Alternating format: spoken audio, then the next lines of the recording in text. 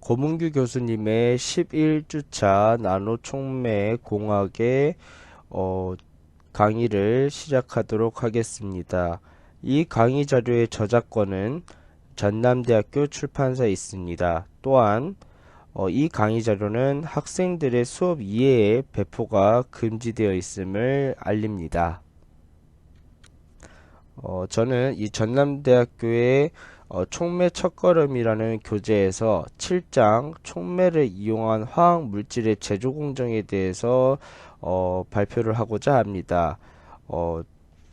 수소화 공정, 그리고 산화 공정, 그리고 올레핀의 중합 공정으로 구성된 내용에서 첫 번째로 수소화 공정에 대해서 발표를 하고자 합니다.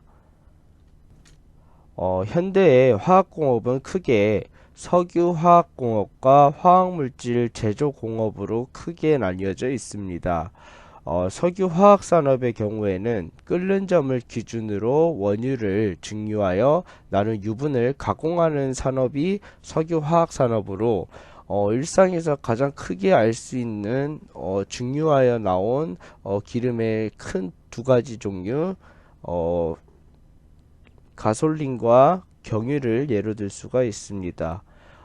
다음으로 화학물질 제조산업은 원유, 석탄, 천연가스 등에서 만든 원료로부터 생활이나 산업에 필요한 화학물질을 제조하는 산업이 화학물질 제조산업입니다.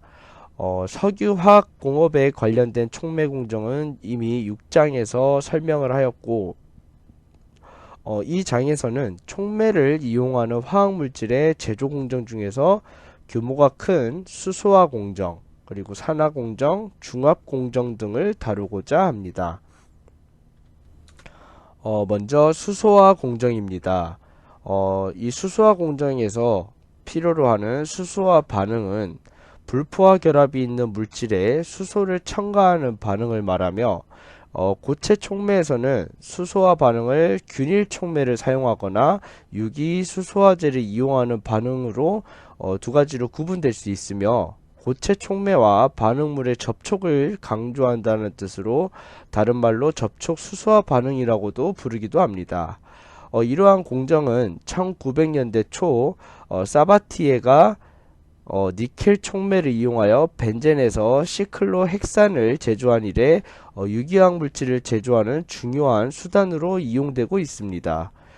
메탄올과 탄화수소를 합성하는 일산화탄소의 수소화 공정, 그리고 유지의 경화 반응을 이용한 식품 생산 공정, 그리고 아세틸렌의 수소화 반응을 이용한 에틸렌의 정제 공정, 그리고 불포화 알데히드로부터 포화 알데히드의 제조 공정 등 적용되는 규모도 크고 용도도 매우 다양하게 발전되어져 왔습니다. 첫 번째로 수소화 공정 중에 유지의 경화 공정에 대한 이야기입니다. 일반적으로 가정에서도, 그리고 상업적으로도 많이 사용되는 식물성 식용유로는 옥수수 기름, 땅콩 기름, 카놀라유, 유채씨유, 올리브유, 파뮤 등이 있습니다. 이들은 올레산, 리놀레산, 리놀렌산 등 불포화 지방산을 함유하고 있으며, 다알코올인 글리세롤도 함유하고 있고, 또한 지방산의 에스테르제인 글리세리드를 함유하고 있습니다. 옆에 나와 있는 이 화학 구조를 보면 올레산과 리놀레산, 리놀렌산의 화학 구조인데, 이들의 가장 큰 차이점은 이중결합의 개수라고 할 수가 있습니다. 이중결합의 개수가 하나일 경우 올레산, 그리고 두 개일 경우에 리놀레산, 그리고 세 개일 경우에는 리놀렌산으로 구분되어짐을 확인할 수가 있습니다. 다음으로는 세계적으로 소비되는 유종의 종류 및 소비량, 그리고 대표적인 용도 등에 대해서 정리한 표인데, 세계적으로 가장 많이 사용되고 있는 기름은 역시나 파뮤입니다. 파뮤는 가장 많이 생산되고 있고, 국내에서는 일반적으로 식품 산업 중에서도 제과 산업에서 유탕 처리를 거칠 시에 가장 많이 사용합니다.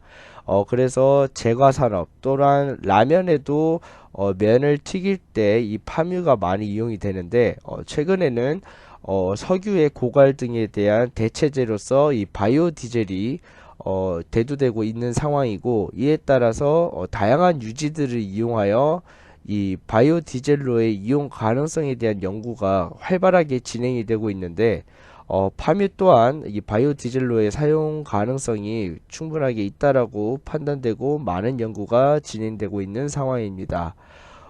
이러한 파뮤 외에도 대두, 즉 콩기름, 그리고 유채기름, 해바라기 씨, 땅콩, 면화, 파맥, 그리고 코코넛, 올리브유 등 다양한 기름들이 식품뿐만이 아니라 화장품 또한 여러 가지 산업 분야에서 이용되어지고 있음을 알 수가 있습니다. 다음으로는 유지식품의 세계적인 사용 분포입니다. 국내의 경우에는 액상 유지가 가장 많이 사용되고 있는 것을 볼 수 있고, 북부 지역일수록 돈지, 즉 돼지기름이 많이 사용이 되며, 이 마가린과 버터와 같은 적급 지방산이나 또는 수소화 공정을 거친 것들도 일부 많이 사용되고 있음을 알 수가 있습니다. 국내의 경우에는 착유를 할 만큼의 충분한 원료 생산이 불가하여 일반적으로 열대지방이나 각각의 착유 원료들이 재배되는 곳에서 수입하여 가공을 거쳐 제조되는 것이 일반적인 국내 식용유들의 현황입니다. 이러한 불포화 지방산에는 탄소 사슬의 중간중간에 이중결합이 있음을 앞선 올레산과 리놀레산, 리놀렌산의 구조를 통해서 알 수가 있었는데, 이중결합이 많은 불포화 지방산은 공기 중에서 산화되거나 변질되어 부패되기가 쉽습니다. 이 책에서는 부패라고 표현을 하였는데, 식품산업에서는 유지는 보통 산패라는 표현을 많이 사용을 하여 이 산패라는 표현도 있음을 추가적으로 알려드립니다. 이러한 산패를 늦추기 위해 수소화하여 식품이나 공업 원료로 가공하여 새로운 제품들을 만들기도 합니다. 이중결합이 수소화가 되게 되면 포화 결합이 되게 되고, 이는 식용유의 녹는 점이 높아져 상온에서 고체로 만들게 됩니다. 이러한 불포화 지방산이 인체에 유해하다라는 인식이 강하고, 이에 따라서 최근에는 코코넛유라고 하여 다이어트 대용으로서 섭취하는 경우도 있습니다. 이러한 식용유의 수소화 공정을 보통 경화 공정이라고 하는데, 식 7-1은 리놀레산의 트리글리세리드를 수소하여 스테아리산의 트리글리세리드를 만드는 반응을 나타낸 것입니다. 반응물의 녹는 점이 영하 13도이고 공기 중에 쉽게 산화되지만, 수소화 공정 생성물의 녹는 점은 73도로 크게 높아져 상온에서 고체가 되는 것이 특징입니다. 이러한 수소화 공정을 거치게 되면 불포화 결합이 없어져 공기 중에서 쉽게 산화되지 않아 안정하게 됩니다. 유지의 액상 수소화 공정은 개발된 지 100년 정도 되었지만, 현재도 개발 초기와 거의 같은 방법으로 제조되어지고 있습니다. 1902년 처음 특허를 출원한 노르만은 환원 처리한 금속 니켈 가루를 액체 유지에 현탁시킨 다음 수소를 가하여 경화유를 제조하였습니다. 이후 유럽에서는 콩기름, 면실류, 야자유, 땅콩기름 등을 수소하여 마가린을 만들었으며, 어유와 고래기름을 수소하여 양초와 비누를 제조하였습니다. 화장품에 사용하는 유지, 지방산, 고급 알코올, 즉 퓨젤 오일에도 불포화 결합이 들어있으면 냄새가 나고 색깔을 특유의 고유의 색깔을 띠기 때문에 수소화시켜 이를 제거하였습니다. 유지의 수소화 공정에는 실리카에 지지된 니켈 촉매, 레인이 니켈 촉매, 그리고 구리 크롬 촉매, 구리 니켈 촉매 등을 주로 사용하였고, 특정한 기름의 수소화 공정에는 저온에서도 활성이 우수한 귀금속 촉매를 사용하였습니다. 니켈 촉매 중에서는 실리카에 지지된 니켈 촉매가 가장 많이 쓰이고 있고 보통 침전법으로 제조합니다. 유지를 경화시켜 마가린을 제조할 때에는 유지의 모든 이중결합이 포화될 때까지 수소화하지 않고 일부만 수소화하므로 이 공정에서는 촉매의 수소화 선택성 역시 활성 못지않게 중요합니다. 즉 모든 불포화 지방산을 포화 지방산으로 전환시키는 것이 아니기 때문에 선택적으로 만약에 리놀렌산을 예로 들면 3개의 이중결합 중에서 2개의 이중결합만을 끊을 수 있을 만큼의 수소화를 일으킬 수 있는 촉매를 선택해야 되는 것이 필수적이라는 뜻이 됩니다. 반면 유지에서 스테아리산 등의 포화지방산을 제조할 때는 모든 이중결합을 수소화시켜야 하므로 활성이 아주 강한 촉매가 필요하게 됩니다. 또한 활성물질이 지방산에 녹지 않아야 하므로 내산성이 강한 촉매를 사용해야 하는 것이 원칙입니다. 우선적으로 이 경화 공정을 거치기 전에 식물성 및 동물성 유지 원료에서는 어떻게 유지가 제조되어지는가를 간단하게 나타낸 공정 모식도입니다. 먼저 식물성 유지 원료는 당연하게도 압착을 해야 합니다. 이 압착의 방법으로는 용매 추출을 하게 되어 있고 이를 통해서 단백질 및 가축 사료를 만들 수 있게 됩니다. 단백질 및 가축 사료와 같은 경우 예를 들면 강아지 사료의 뒤를 보면 단백질 가수분해물, 탄수화물 가수분해물 등 이와 같이 가수분해물로 적혀 있는 것들인데 이러한 과정들을 통해서 만들어지게 됩니다. 다음으로는 조식물성 유지라고 해서 식물성 유지이긴 하나 적절한 가공 과정을 아직 덜 거친 원유 상태를 조식물성 유지라고 합니다. 이를 탈검, 탈산, 탈색, 탈납, 탈취 등의 공정을 거치게 되면 실물 정제유가 만들어지게 되고 동물성 유지 원료와 같은 경우에는 우선적으로 이 육질부와 그리고 뼈 부분을 제거하는 정제 작업을 거친 이후에 남은 것을 조동물성 유지라고 하고 이를 경화를 통해서 정제를 하여 만들어지는 것이 일반적으로 정제 지방이라고 할 수가 있습니다. 식물성 유지에서 1차적으로 불순물을 제거하는 정제 과정인 탈검, 탈산, 탈색, 탈취의 기본적인 정의입니다. 먼저 탈검은 디거밍은 어유, 우지, 돈지 등을 단백질 분해물과 기타의 점진물을 함유하고 있는데 이러한 여러가지 불순물들을 검질이라고 하며 이를 제거하는 작업을 탈검 과정이라고 하는 것입니다. 다음으로는 탈산, 디엑시디피케이션은 원유는 착유, 추출 시 중성 지질의 가수분해에 의해 유리 지방산을 함유하는데 이를 제거하는 조작을 탈산이라고 하는 것입니다.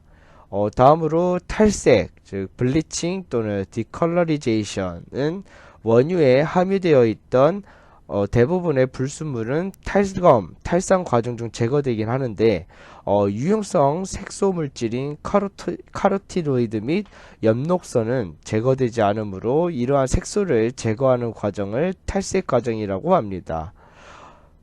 유지 정제 공정 중 마지막 단계가 탈취 과정인데 유지에서 나는 불쾌한 냄새, 맛의 원인이 되는 물질을 제거하는 공정으로 고온 가열한 유지에 수증기를 불어넣어 유지 물질과 지방산 등 휘발성 물질을 증류 제거하는 진공, 즉 감압 수증기 증류 공정을 말합니다.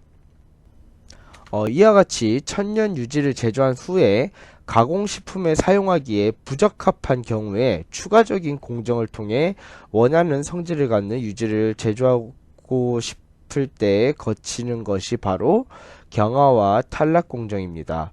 먼저 경화, 즉 하이드로게네이션은 수소가스 니켈 촉매를 넣고 150에서 180도의 고온에서 가열 및 교반 처리 등을 하는 과정을 말합니다.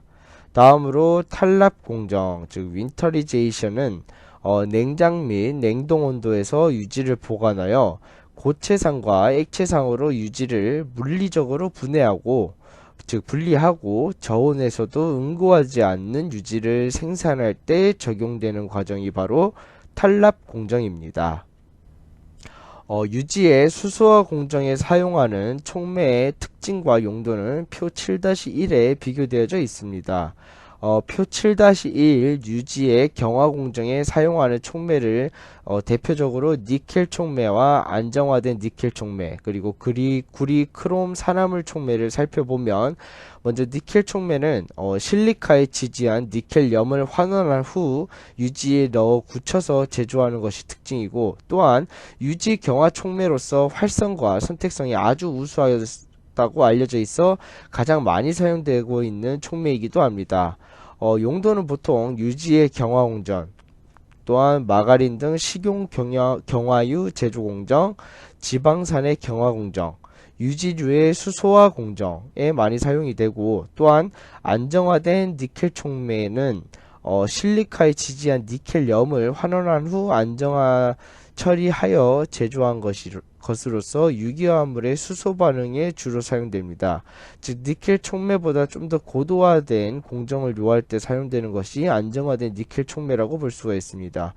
사용되는 것은 유지류의 경화 공정, 또한 벤젠의 수소화 공정, 이중결합 및 삼중결합이 있는 불포화 물질의 수소화 공정, 그리고 유기화합물의 액상 수소화 공정 등이 이용될 수 있습니다. 다음으로 구리, 크롬 산화물 촉매는 수소화 활성은 그리 강하지 않지만 내열성과 내피독성이 우수하다고 알려져 있어 많이 사용되고 있습니다. 사용은 보통 고급 알코올의 제조 공정이나 포프릴 알코올 또는 알데히드와 케톤의 수소화 공정 등에 많이 이용됩니다. 앞선 유지의 수소화 공정 다음으로 벤젠의 수소화 공정에 대해서 진행하겠습니다. 벤젠을 수소하여 제조하는 시클로헥산은 그 용도가 매우 많습니다. 나일론의 중간 원료인 카프로락탐과 아디픽산의 원료이기도 하며 페인트 및 니스의 용제 등으로 다양하게 사용되어지고 있습니다.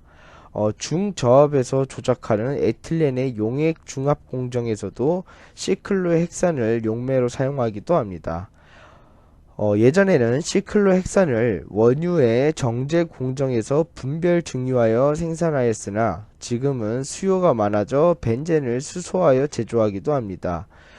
벤젠의 수소화 공정은, 즉 수소화 반응은 발열 반응이기 때문에 반응열을 제거하는 방법에 따라 반응기 모양이 매우 다르게 나타나게 됩니다. 고정층 반응기에는 반응이 진행됨에 따라 열이 발생하여 반응 온도가 높아집니다. 발열 반응이기 때문에 온도가 높아지면 생성물의 평형 조성이 낮아지게 되고 시클로헥산의 수율이 낮아져서 열분해 부산물이 많아지게 된다는 단점이 있습니다. 따라서 이러한 열분해 부산물을 줄이고 또한 시클로헥산의 수율을 높이기 위해서 다양한 방법들이 사용되어지는데, 듀퐁사에서는 기상수소화 공정을, 그리고 UOP사에서는 액상수소화 공정을 채택하고 있습니다. 특이하게도 IFP사에서는 수소화 공정을 혼합 공정으로 이용을 하는데, 첫 번째 반응기에서는 액상으로, 두 번째 반응기는 기상으로 공정을 진행합니다. 반응 온도가 높아지지 않도록 냉각 수소를 반응기의 특정 위치에 주입하기도 합니다. 수소를 많이 넣으면 탄소 침적과 부반응이 억제되긴 하지만 운전 비용이 많이 드는 단점이 있어 적절한 수소의 냉각 온도 또는 수소의 첨가량 그리고 수소화 공정을 기상으로 할지 액상으로 할지 등에 따라서 산업에서 소요되는 비용은 매우 다양하게 나타날 수 있고 이 중에서 최저의 비용으로 최대 수율을 얻어낼 수 있는 공정을 찾아내는 것이 앞으로도 남아진 과제라고 볼 수가 있습니다. 벤젠의 수소화 공정에는 레인이 니켈 촉매를 많이 사용합니다. 잘게 부순 니켈과 알루미늄의 합금 분말을 알칼리 수용액으로 처리하여 알루미늄만 선택적으로 녹여내어 만든 촉매인데 수소화 활성이 매우 강하다고 알려져 있습니다. 공기에 노출되어 산소와 반응하면 자연 발화함으로 물에 넣어 보관하게 됩니다. 레이니 니켈 촉매 외에도 백금, 레늄, 코발트, 몰리브덴, 니켈, 팔라듐을 알루미나 지지체에 담지한 촉매도 사용하고 있습니다. 팔라듐 촉매는 레이니 니켈 촉매에 비해 올레핀이나 방향족 니트로 화합물의 수소화 반응에도 활성이 높습니다. 온도와 수소 압력을 낮추거나 촉매를 조금만 사용하여도 반응이 진행되고 선택성이 좋아서 부산물이 적다라는 장점을 가지고 있습니다. 다음으로는 벤젠의 구조식을 나타냈습니다. 벤젠의 분자 모형은 이와 같이 육각고리 모양의 수소가 총 6개가 붙어있는 모양을 가지고 있는데 보시는 바와 같이 공명이 나타나기도 합니다. 실제 벤젠의 구조는 이 두 구조가 혼합되어져 있는 것이 특징이고 벤젠의 구조식은 따라서 아래에 이와 같은 3개를 혼합해서 사용하게 됩니다. 다음으로는 방향족 탄화수소의 종류입니다. 첫 번째로 벤젠, 그리고 OH가 붙어 있을 경우에는 페놀, 그리고 초산이 붙어 있을 경우에는 벤조산, 그리고 질산이 붙어 있을 경우에는 니트로 벤젠으로 탄화수소의 종류가 다양화되어져 있음을 알 수가 있습니다. 벤젠의 경우에는 1,5중 결합이 있기 때문에 이 치환 반응이 아주 쉽게 일어날 수 있게끔 되어져 있습니다.